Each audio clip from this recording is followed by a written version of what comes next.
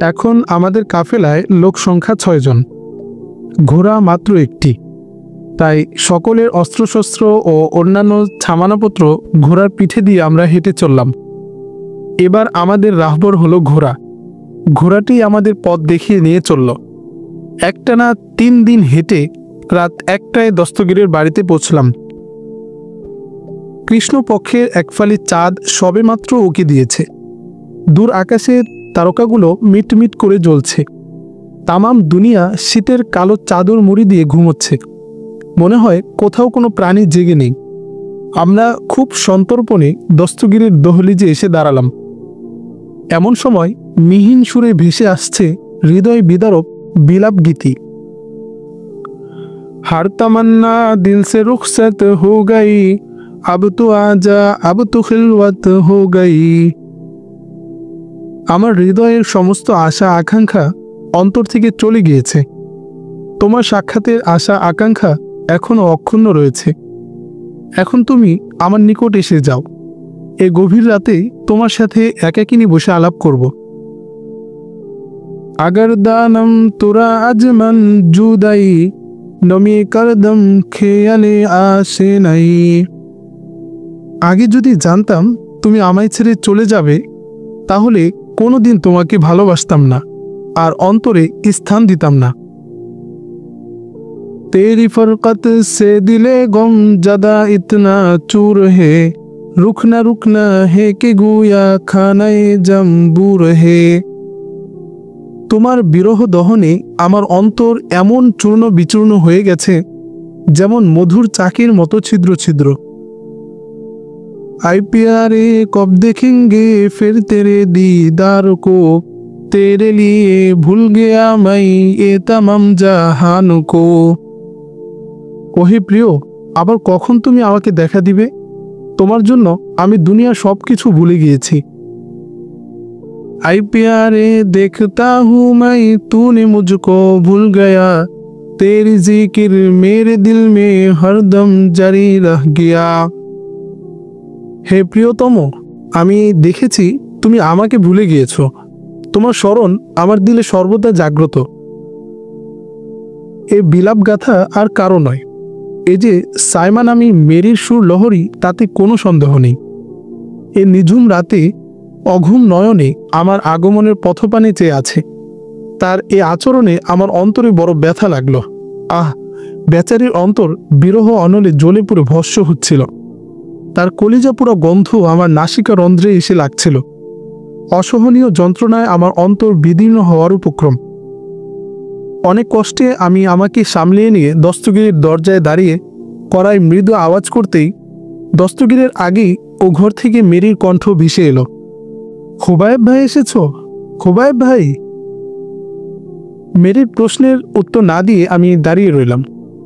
দস্তগীর টের পেয়ে প্রদীপ জ্বালিয়ে দরজা খুলে বেরিয়ে এলো। চুপি চুপি সালাম মুসাফার পর্ব শেষ করে কুশল আদি জানলাম। দস্তগীর চাপা কণ্ঠে বলল, খুবায়েব, আমরা ভালো আছি বটে, কিন্তু উসায়েদ। এতটুকু বলে আর কিছুই বলতে পারল না সে। আমি বুঝতে পারলাম নিশ্চয়ই কোনো দুঃসংবাদ হবে। তাই আবার জিজ্ঞাসা করলাম, কি হয়েছে খুলে বলো শুনি। সে তার কান্না সংবরণ করে বলল, আজ কদিন হয় উসাইদ বন্দি অবস্থায় থানায় মানবেতর জীবনযাপন করছে। তার সাথে আরও কয়েকজন বন্দি রয়েছে। প্রতিদিন খুব অত্যাচার করছে তার উপর। শত শত দর্শকরা তার কষ্ট দেখে চোখের পানি ফেলে। আমিও দেখতে গিয়েছিলাম। আহ, বেচারা আমার দিকে তাকিয়ে খুব কাঁদছিল। আমি তার মুক্তির কোনো উপায় পেলাম না। আহা, জানি না সে এতক্ষণে বেঁচে আছে কিনা। এর মধ্যে ও ঘর থেকে মেরি বের হয়ে আলুথালু কেশে একজন উন্মাদিনীর মতো এসে আমাকে জড়িয়ে ধরে কাঁদতে লাগলো আর বলছিল, খুবায়েব, তুমি এসেছ, আল্লাহ তোমাকে ফিরিয়ে এনেছেন। কিন্তু আমার ভাই উসাইদ বন্দি, কাফেরদের হাতে বন্দি। ওকে খুব নির্যাতন করছে। কয়েকবার আমি তার মুক্তির জন্য বটি হাতে নিয়ে যেতে চেয়েছি, কিন্তু দস্তগীর ভাই ও খালাম্মা আমাকে যেতে দেননি। ওর কথা শুনে আমি বললাম, আরে পাগলিনি, অমন করে কান্নাকাটি করলে অন্য সব বাড়ি থেকে মানুষ বেরিয়ে আসবে, এতে হিতে বিপরীত হবে। তুমি তো বুঝতে পারছো না দুনিয়াটা কিভাবে চলছে। সাবধান, বিলকুল খামোশ হয়ে যাও, আর যেন টু শব্দটি না শুনি। আমি দস্তগীরকে বললাম, এই মুহূর্তে কোনো খাবার থাকলে 5-6 জনের জন্য কিছু খাবার নিয়ে আসো। দস্তগীর বলল, দধি আর ছাতু ছাড়া এই মুহূর্তে আর কিছু নেই। আমি বললাম, তাই নিয়ে এসো, এক্ষুনি নিয়ে আসো।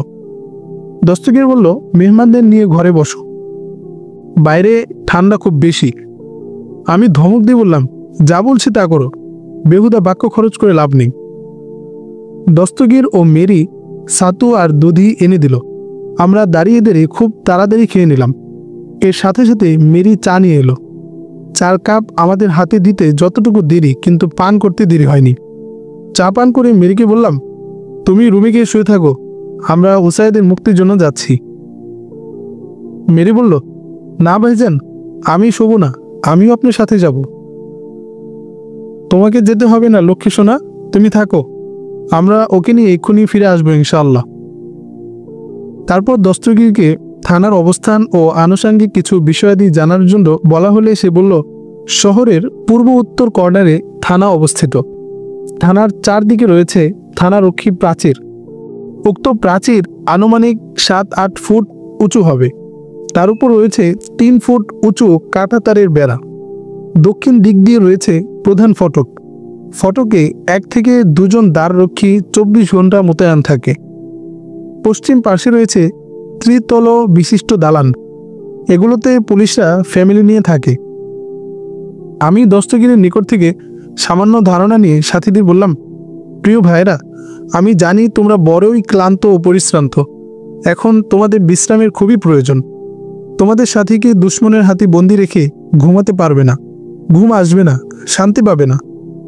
অতএব তোমরা যদি বজ্র শপথ নিয়ে আল্লাহর উপর ভরসা করে বেরিয়ে যাও, তাহলে অবশ্যই উসাইদকে মুক্ত করে এনে তাকে নিয়ে ঘুমাতে পারবো।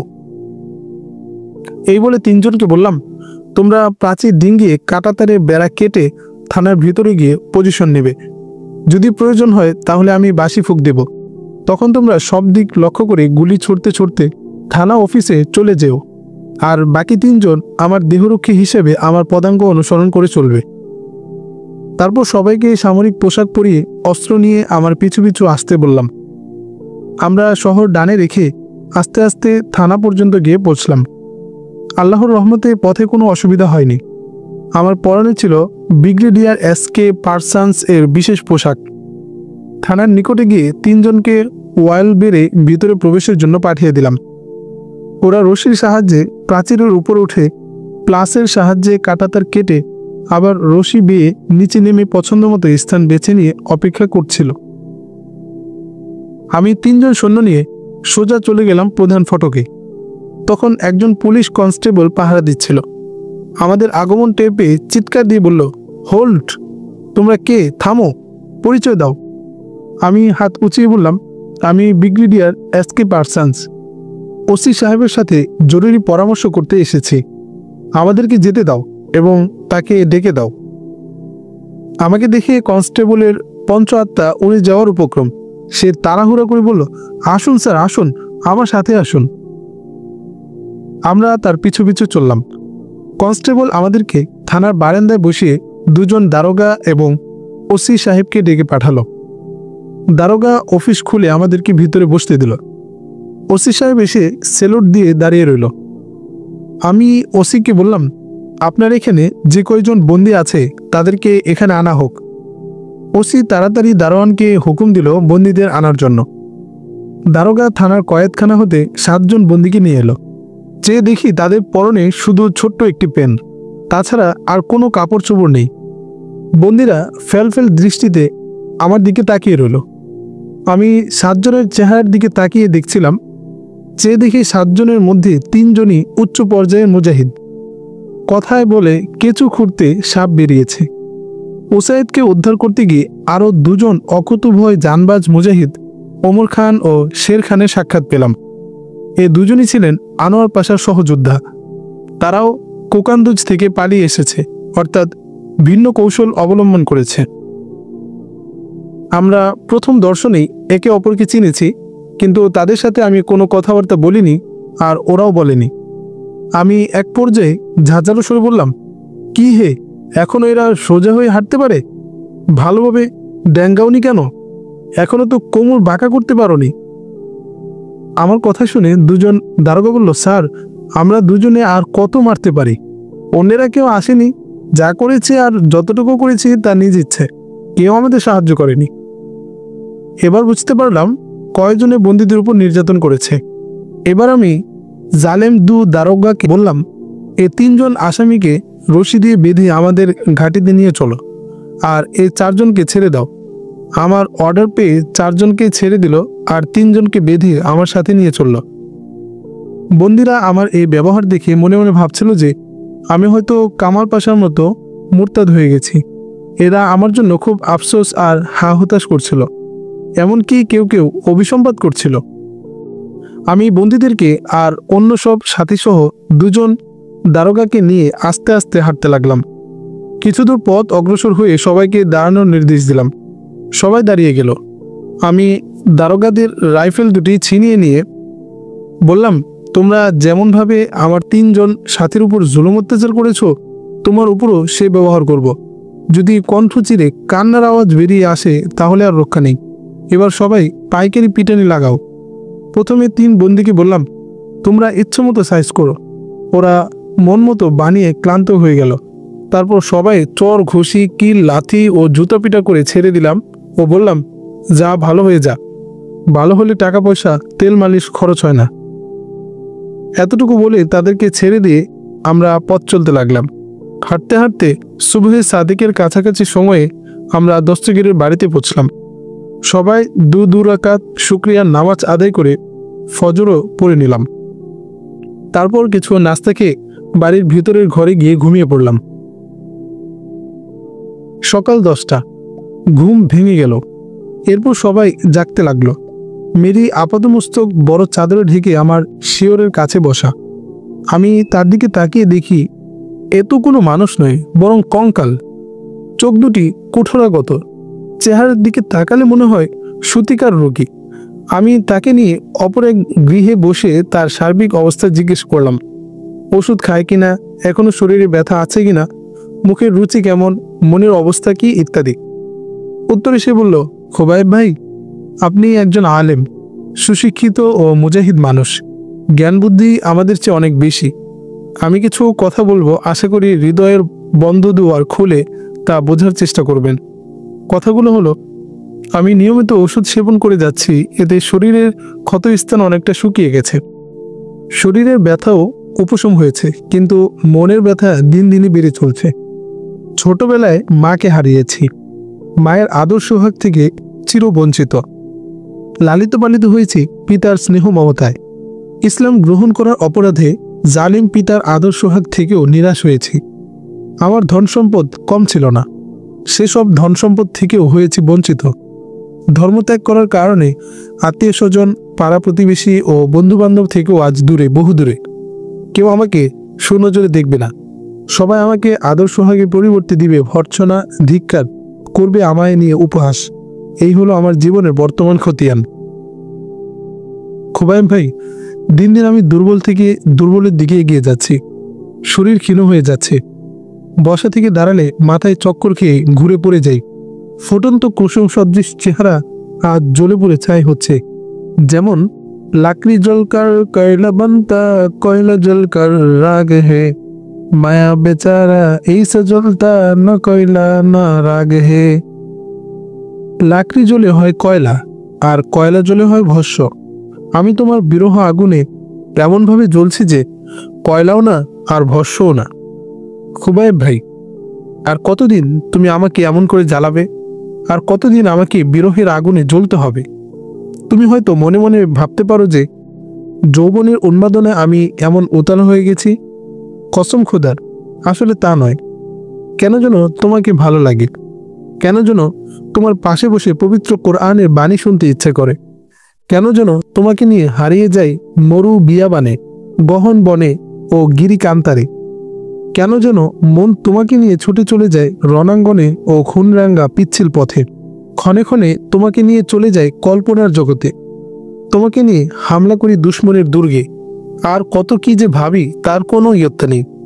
খুবাইব ভাই, আমি তোমার মনের বিরুদ্ধে কিছু করে তোমার কোমল ও পবিত্র দিলে আঘাত হানব না। আমি আমার মতোই একা একা দিন কাটাবো। আমি ইরাদা করেছি, পাক্কা ইরাদা। এবার তুমি যখন চলে যাবে নিরুদ্দেশে, তখন আমি একা একাই অস্ত্র নিয়ে ঝাঁপিয়ে পড়ব দুশ্মনের কেল্লায়। হয়তো দু একজন কাফির হত্যা করে বিজয়নী হয়ে ফিরে আসব, না হয় আমার অগ্রজ বোন সাইমার মতো জীবন দিয়ে আমার ভেজা রক্তে লিখে যাব আল্লাহর পবিত্র কালাম। এটাই আমার দৃঢ়পণ। আমি আল্লাহর পথে লড়াই করব। এটা আল্লাহর হুকুম, এখানে কারো বাধা দেওয়ার অধিকার নেই। শুনলে ভাইজান, তোমার হতভাগিনী বোনটির ইরাদা। এই বলে মেরি চুপ হয়ে গেল। আমি তার বেদনামাখা কথাগুলো মনের কান লাগিয়ে শুনছি, আর মনে মনে কল্পনার জাল বুনছি যে একে আর কিছুতেই বুঝ মানিয়ে রাখা যাবে না। আল্লাহর প্রেম আর দিনের জজবা যার অন্তরে প্রবল হয়ে আছে, তাকে অযথা বুঝিয়ে লাভ নেই। তাকদিরে যা আছে তাই হবে। এবার তাকে সঙ্গে নিয়েই যেতে হবে। এখন আর বিবাহ ছাড়া উপায় নেই। বিবাহ ছাড়া কথাবার্তা বলাও হারাম। তাছাড়া অন্যেরা করবে বদগুমান। এসবের ফাঁক বন্ধ করতে হবে। হয়তো দু একদিনের মধ্যেই শুভ বিবাহ সম্পাদন করতে হবে। আমার নীরবতা দেখে মেরি আবার প্রশ্ন করল, কি হে বীর পুরুষ, এত কি ভাবছ? আবার কোথায় যাবে? কোথায় হামলা করবে এই নিয়ে ফিকির, তাই না? আরে হামলা কি এত সহজ যে চুপ করে বসে বসে খসড়া তৈরি করে হামলা করে বসবো? এটা এত সহজ নয়। তাহলে কি ভাবছ? ভাবছি তোমাকে নিয়ে, ভাবছি তোমার কথাগুলো। এত কি ভাবছো ভাইয়া? কি ভাবছি তা দু একদিনের মধ্যে খবর হবে। যা ভাবছি তাই। এমন হামলা করবে যা রেডিওতে বলবে। না, ওসব না। তোমাকে বিয়ে করে। মেরি লজ্জাবনত মস্তকে ঘর থেকে বেরিয়ে গেল। দস্তগীর নাস্তা এনে মেহমানখানায় অপেক্ষা করছে। আমিও ঘরে গিয়ে তাদের সাথে নাস্তায় শরিক হলাম। নাস্তা খেয়ে আমি দস্তগীরকে বললাম, মেহমানখানা মুক্ত করে আমাদেরকে অন্দরমহলের যে কোনো একটি ঘরে নিয়ে যেতে, আর মেহমানখানা একটু ময়লাযুক্ত করে রাখতে। কোনো মানুষ মেহমানখানা দেখলে যেন মনে করে যে এ ঘর 12 বছরেও মেহমানের মুখ দেখে না। দস্তগীর আমার কথা মতো আমাদেরকে অন্দরমহলের একটি বড় ঘরে নিয়ে গেল। তারপর মেহমানখানার চেহারা এমনভাবে পাল্টালো যে কেউ দেখলে মনে করবে না 2-4 মাসে এই ঘরে কোনো লোক এসেছে। তারপর দস্তগীরকে বলে পাঠালাম যে তুই বাজারে গিয়ে চা স্টল, রেস্তোরাঁয় ও অন্যান্য স্থানে ঘোরাফেরা করে লোকজন কি কি বলাবলি করে তা শুনে আয়। যত পারিস তত কথা খরিদ করবি, কিন্তু কথার ব্যাপারই সাজিস নে। দস্তগীর চলে গেল বাজারে। আমি সাথীদের নিয়ে পরামর্শ করতে লাগলাম। এখন আমাদের করণীয় কি তার পরামর্শ চাইলে উজাইব বললেন, মাননীয় আমির সাহেব, বর্তমানে আমাদের প্রথম কাজ হলো যথাশীঘ্র এই স্থান ত্যাগ করে এর চেয়ে নিরাপদ আশ্রয়ে চলে যাওয়া। এখন আমাদের লোক সংখ্যা 10 জন। কোনো শুরুতে যদি প্রকাশ হয়ে যায় যে এখানে 10 জন লোক গোপনে থাকে, তাহলে দস্তগীরের বিপদের সীমা থাকবে না, আর যে কোনো সময় আমরা গ্রেফতার হয়ে যেতে পারি। কাজেই তাড়াতাড়ি এই স্থান ত্যাগ করার ব্যবস্থা নিন। উজাইফের কথা শুনে অন্যান্য সাথীরা তার কথার উপর একমত হয়ে গেল। এখন কোথায় যাব, কিভাবে যাব, কখন যাব তা নিয়ে পরামর্শ চাইলে ইবনে রবি বললেন, মোহতারাম আমির সাহেব, আমার তো খেয়াল আগামী রাত্রেই চলে যাওয়া, কিন্তু অসুবিধা হলো উসাইদ ভাইকে নিয়ে। জালেমরা তো তার শরীর ক্ষত বিক্ষত করে দিয়েছে, সে তো হাঁটতে পারবে না। তাই আরও 2 দিন অপেক্ষা করে তাকে ভালো চিকিৎসা দিয়ে একটু সুস্থ করে নিতে হবে। উসাইদ বলল, ভাই সব, আপনারা আমাকে নিয়ে এত চিন্তিত হবেন না। আমার শরীর যতই খারাপ থাকুক না কেন, এখনো আল্লাহর রহমতে আপনাদের সাথে সমান তালে দৌড়াতে পারবো। আনোয়ার পাশা আমাদেরকে এ ধরনের প্রশিক্ষণ দিয়েছিলেন, কাজেই আমার ব্যাপারে কোনো চিন্তা করবেন না। কমান্ডার কুদরতুল্লাহ বলেন, আমার মনে হয় গত রাতের ঘটনাকে কেন্দ্র করে গোটা এলাকায় ক্র্যাকডাউন লাগাবে। এরপর যে কয়টি ঘটনা ঘটেছে এতে বিরাট একটা প্রভাব পড়েছে। কাজেই এরা চুপচাপ বসে থাকবে না, একটা কিছু অবশ্যই করবে। কাজেই আজ সন্ধ্যা রাত্রেই চলে যাওয়ার সিদ্ধান্ত নেওয়া হোক। তাদের কথার উপর চিন্তা ফিকির করে বললাম, ইনশাল্লাহ আজ রাত 9টায় আমরা বেরিয়ে যাব। গিরিকান্তার ছাড়া আমাদের জন্য আর কোনো নিরাপদ আশ্রয় নেই। আমরা সেখানে 2-3 দিন অবস্থান করব। এর মধ্যে আমরা কমপক্ষে 10টি সাওয়ারির ব্যবস্থা করব। সাওয়ারি ছাড়া চলা যাবে না। 20,000 টাকা হলেই ভালো ভালো ঘোড়া খরিদ করা যাবে। প্রয়োজনে আমরা প্রশিক্ষণ দিয়ে নিব। আমার কথায় সবাই খুশি হলো। উসাইদ বলল, সব পরামর্শই হলো, কিন্তু আরও একটি পরামর্শ বাকি রয়ে গেল। সেটা কখন হবে? আমি জিজ্ঞেস করলাম, সেটা আবার কি? সে বলল, বিয়ের পরামর্শ। এটা বলার সাথে সাথেই অট্ট হাসিতে ঘর ভরে উঠল। এর মধ্যে দস্তগীর বাজার থেকে ফিরে এসে বলল, এক পুলিশ চায়ের দোকানে চা পান করতে করতে বলল, মুজাহিদরা আশপাশ এলাকায় ঘাপটি মেরে বসে আছে। আজ রাত্রে যৌথ মহড়ার মাধ্যমে ক্র্যাকডাউন লাগিয়ে মুজাহিদ ধরার চেষ্টা করা হবে। অতঃপর দস্তগীরকে আমাদের পরামর্শ জানালাম। সে বলল, আমার ইচ্ছা ছিল তোরা এখানে থাকবি, কিন্তু বিপদের কারণে যেতে দিতে হয়। মাঝে মধ্যে খবর নিস। তারপর আরম্ভ হলো বিয়ের আলোচনা। দিনমোহর ধার্য করা হলো একটি ক্লাসিন খুব, আর আগদ অনুষ্ঠিত হবে বাদ আসর। দস্তগীর বাজার থেকে বিয়ের বাজার নিয়ে এলো। তারপর আসরের নামাজের পর সাইমার তথা মেরির সাথে আমার বিয়ে পড়িয়ে দিল। আমি সাথীদেরকে নিজ নিজ সামান গুছিয়ে নেওয়ার নির্দেশ দিলাম। সবাই তা পালন করলেন। তারপর ঈশার নামাজ আদায় করে খানাপিনা সেরে বিদায় নিচ্ছি। বিদায়বেলা দস্তগীর আমাকে ও সাইমা তথা মেরিকে দুটি ঘোড়া উপঢৌকন হিসেবে দিয়ে দিল। আমাদের মধ্যে উসাইদ ছিল রুগ্ন ও দুর্বল। তাছাড়া আরও কজন ছিল তুলনামূলকভাবে দুর্বল। সবগুলো সামানা দুটি অশ্বের পিঠে বেঁধে দিলাম, আর একটিতে সাইমা তথা মেরিকে, অপরটিতে উসাইদকে বসিয়ে খুব সতর্ক অবস্থায় চলছিলাম। সবাই নিজ নিজ অস্ত্রগুলো সাবধানে বহন করছিল। নিঝুম রাত, কোথাও জনমানবের সারা শব্দ নেই। কালো চাদরে ঢাকা সুপ্ত ধরনী। মাঝে মধ্যে কলাবাদুরের ডানার পতপত শব্দে অথবা ঝিঝি পোকার ডাকে রাতের নীরবতা ভঙ্গ হচ্ছে। এতক্ষণে আমরা লোকালয় ছেড়ে অনাবাদী ভূমিতে এসে উপনীত হলাম। উজিরাবাদের ওয়্যারলেস টাওয়ারের লাল বাতি ছাড়া অন্য কোনো বাতি নজরে পড়ে না। আনুমানিক 6 কিলোমিটার পথ এগিয়ে এসেছি। সবাই ক্লান্ত পরিশ্রান্ত। একটু বিশ্রাম না নিলে আর হয় না। ওজাই বলল, খোবাই ভাই, আমাদের উপর রহম করুন, আর পারছি না। তার করুণ আকুতি আমার দিলে রেখাপাত করলো। তাই সান্ত্বনা দিয়ে বললাম, ভাই আর একটু সবর করো, সামনের টিলায় গিয়ে বিশ্রাম নেব। নতুন করে কোমর বেঁধে আরেকটু অগ্রসর হও। এভাবে আরও আধা ঘন্টা পথ চলে সম্মুখের টিলার শীর্ষ দেশে পৌঁছলাম। তখন রাত আনুমানিক 2টো। সত্য প্রবাহ আরম্ভ হয়েছে। খোলা আকাশের নিচে বিশ্রাম নেওয়া আদৌ সম্ভব নয়। আমাদের সাথে প্রায় অর্ধেকেরও বেশি রোগী। তাদের স্বাস্থ্যের দিকে অবশ্যই লক্ষ্য রাখতে হবে। তাই বড় একটি তাঁবু আর ছোট একটি তাঁবু রচনা করার নির্দেশ দিলাম।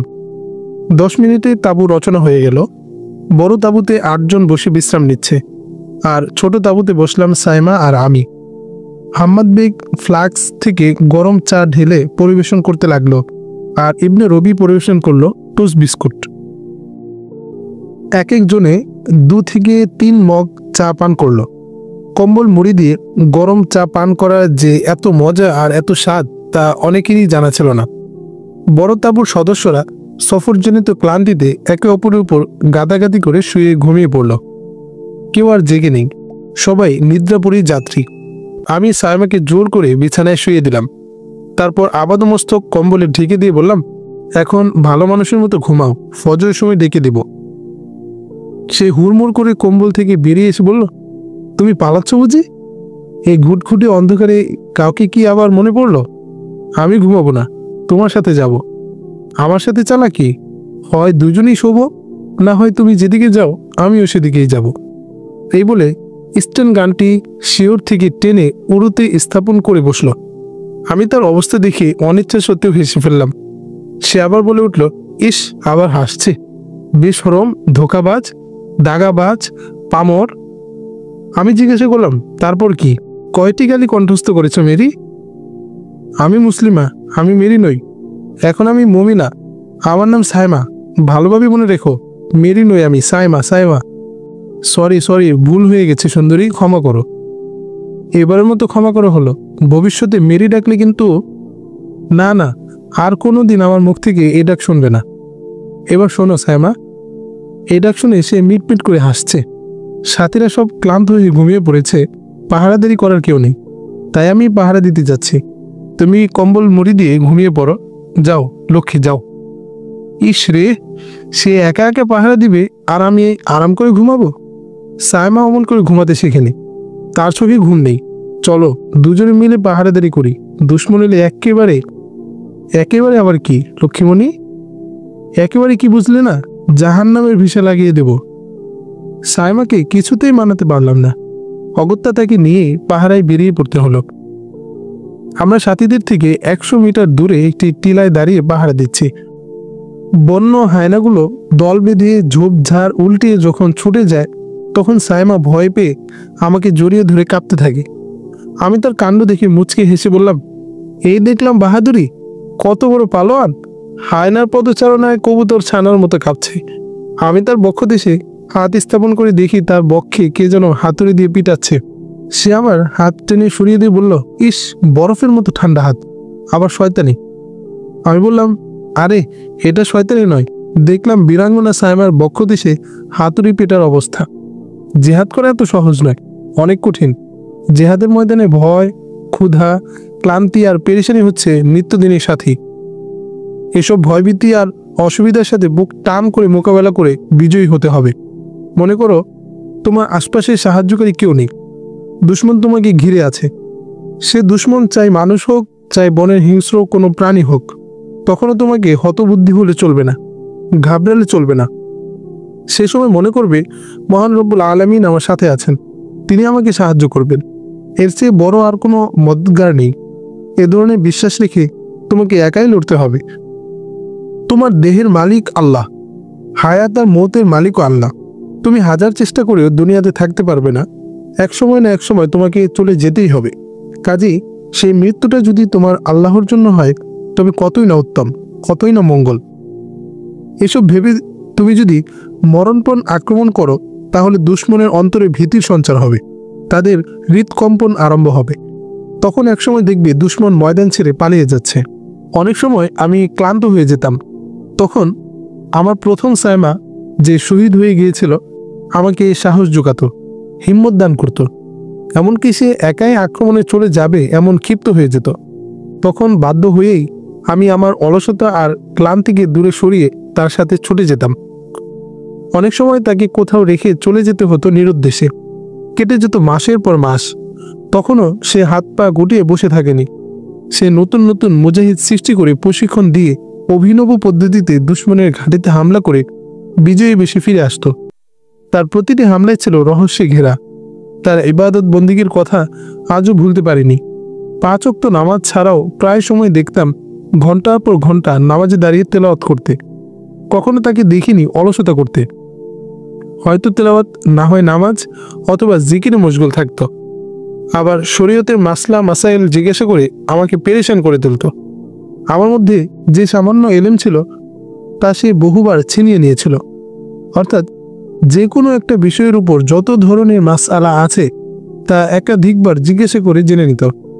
যেমন পাক না পাকের মাসআলা, হালাল হারামের মাসআলা, পর্দার মাসআলা, ভয়কালীন সময়ে কিভাবে নামাজ পড়তে হবে, জিহাদের ময়দানে কি করে নামাজ আদায় করতে হবে, বন্দীদের সাথে কীরূপ ব্যবহার করতে হবে, এসব ছাড়াও অনেক ধরনের মাসআলা জেনে নিত। অনেক সময় মনে হতো আমরা মাদ্রাসায় অবস্থান করছি। সাইমা বলল, প্রিয় খুবাইব, আমি কি তোমার প্রাক্তন সাইমার মতো হতে পারবো না? চেষ্টা করলে পারবে না কেন? অবশ্যই পারবে। আমি কিছু জানতে চাইলে রাগারাগি হয় না যেন। রাগ করবো কেন? মাসআলা জানবে তো ভালো কথা। এতক্ষণে রাত প্রায় শেষ। শেষ রজনী তারকাটা পূর্ব আকাশে উদিত হয়ে অনেকটা উপরে চলে এসেছে। একটু পরে সুবহে সাদিকের রেখা পূর্বাকাশে স্পষ্ট হয়ে দেখা দিবে। আমি আস্তে আস্তে সাথীদের জাগিয়ে দিলাম শেষ রজনীর 2 রাকাত নামাজ আদায় করে নিতে। সাথীরা ঘুম থেকে উঠে আমার আর সাইমার দিকে তাকিয়ে দেখে আমাদের কম্বলের উপরে শ্বেতবর্ণের বরফের আস্তর লেগে আছে। একজন চিৎকার দিয়ে বলে উঠল, হায় আল্লাহ, আমাদের মাফ করো, আমরা সারা রাত বেহুশ অবস্থায় আরামে ঘুমিয়ে গেছি, আর আমাদের প্রাণপ্রিয় কমান্ডার ও নমুসলিম বোনটি হাড় কাঁপানো শিরে সারা রাত দাঁড়িয়ে পাহারা দিয়েছেন। তার কথা শেষ হতে না হতেই ওদিক থেকে কে যেন বলল, আরে নমুসলিম বোন নয়, ভাবি। ওর কথা শুনে অনেকেই হেসে উঠল। এমনকি সাইমার মুখেও বিদ্যুতের ঝলকের ন্যায় হাসি খেলে গেল।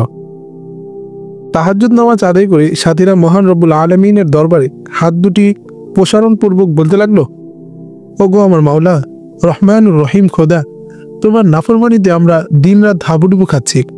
তোমার দয়া ছাড়া তা থেকে উদ্ধারের আর কোনো গতান্তর নেই। ওগো আমার মাওলা, শয়তান আমাকে তার কয়েদখানায় বন্দি করে রেখেছে। এখন গুনাহ ছাড়া কোনো নেক কাজ করতে পারি না। তোমার দয়া আর অনুগ্রহ যদি আমাদের পক্ষে না থাকে, তাহলে আর কোনোদিন শয়তানের বেষ্টনী থেকে বেরিয়ে আসতে পারবো না। অতএব তোমার রহমতের হস্ত প্রসারণ করে আমাদের উদ্ধার করো। ওগো রহমান ও রহিম, তোমার হুকুম জিহাদ আমরা ভুলে গেছি। তোমার পথে রক্ত দেয়া নেয়া ছেড়ে দিয়েছি।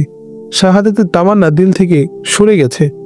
দুনিয়ার মোহাব্বত আর মৌতের ভয় আমাদের ইমানি শক্তিকে একেবারে দুর্বল করে দিয়েছে, যার কারণে তোমার দুশ্মনের সামনে বুক টান করে দাঁড়াতে পারি না। তাই চারদিক থেকে একমাত্র তোমারই খাস বান্দাদেরকে হত্যা করছে। প্রভু, আমরা মাত্র কয়েকজন গুনাহগার বান্দা জিহাদি প্রোগ্রাম নিয়ে পাহাড় পর্বতে ঘুরে বেড়াচ্ছি। দুশ্মনের তুলনায় আমাদের হাতে কিছুই নেই। মাওলা গো, তুমি যদি কয়েকজন মুজাহিদকে দুনিয়ার বুক থেকে মুছে ফেলো, তাহলে জিহাদের নাম নেওয়ার মতো কেউ থাকবে না। অতএব তুমি আমাদের কমান্ডার হয়ে আমাদের পরিচালিত করো। তুমি আমাদের রাহবার হয়ে সরল পথে নিয়ে চলো। আমরা তোমার নিকট আত্মসমর্পণ করেছি। আমাদের প্রিয় জান আর মাল তোমারই হাতে সঁপে দিয়েছি। দয়া করে এগুলো তুমি কবুল করে নাও। তোমার পথে জীবন দিতে আমাদের সাহায্য করো। আমিন ইয়া রাব্বাল আলামিন। তাদের মোনাজাত ছিল কান্না মিশ্রিত। সে সময় অশ্রুর প্লাবনে পরিধেয় বস্ত্র সিক্ত হচ্ছিল। আমিও অদূরে দাঁড়িয়ে আমিন আমিন বলে কেঁদে বুক ভাসাচ্ছিলাম। সাইমার অবস্থাও ছিল একই ধরনের। মোনাজাত শেষে সাইমা বলল, এভাবে প্রার্থনা করলে নিশ্চয়ই আমরা বিজয়ী হব। আল্লাহ অবশ্যই আমাদের সাহায্য করবেন। আমি কোনোদিন দেখিনি গির্জার মধ্যে কোনো ধার্মিক পাদ্রীকে এভাবে রোনাজারি করতে, এভাবে প্রার্থনা করতে। আজকের এই কান্নার দৃশ্য দেখে আমার ঈমান আরও মজবুত হয়েছে। আমার শরীর বেমালুম সুস্থ হয়ে গেছে। মহা আনন্দে আমার দিল ছোটাছুটি করছে। অনাবিল শান্তিতে আমার অন্তর কানায় কানায় ভরে গেছে। এ ধরনের প্রশান্তি জীবনে কোনোদিন উপভোগ করিনি। সত্যি আল্লাহ যে কত মহান, এর মধ্যে কণা পরিমাণ সন্দেহের অবকাশ নেই। হে প্রভু, সত্যিই তুমি মহান, প্রজ্ঞাময়। এদিকে সাথীরা ফজরের নামাজের জন্য তৈরি হচ্ছে। আমি বললাম, তোমরা নামাজ পড়ে নাও, আমি পাহারায় আছি। ওরা নামাজ পড়ে দুজন পাহারায় আসলে আমি সাইমাকে নিয়ে খিমায় চলে গেলাম। ওকে আমার পিছনে দাঁড় করিয়ে নামাজ পড়লাম। সে আমার অনুকরণ করল। অতঃপর সাথীদের বললাম, তোমরা খানা তৈরি করো, কিন্তু ধোঁয়া যেন কোনো ক্রমেই জমাট হয়ে উপরের দিকে না ওঠে, কারণ এখানে ধোঁয়া দেখে দুশ্মনরা ক্ষেপণাস্ত্র আঘাত হানতে পারে। এই বলে আমি সাইমাকে নিয়ে আবার খিমায় ঘুমিয়ে পড়লাম। সকাল 10টায় ঘুম থেকে উঠে সবাইকে নাস্তা খাওয়ার নির্দেশ দিলাম। সবাই নাস্তা খাওয়ার পর টাকা দিয়ে দুজনকে পাঠিয়ে দিলাম দস্তগীরের কাছে। সেজন্য ভালো 8টি ঘোড়া কিনে 2-1টি করে আমাদের এখানে পাঠিয়ে দেয়। 10টি ঘোড়ার ব্যবস্থা হলেই আমরা অন্যত্র যাত্রা করতে পারবো। দুজন চলে গেল দস্তগীরের নিকট।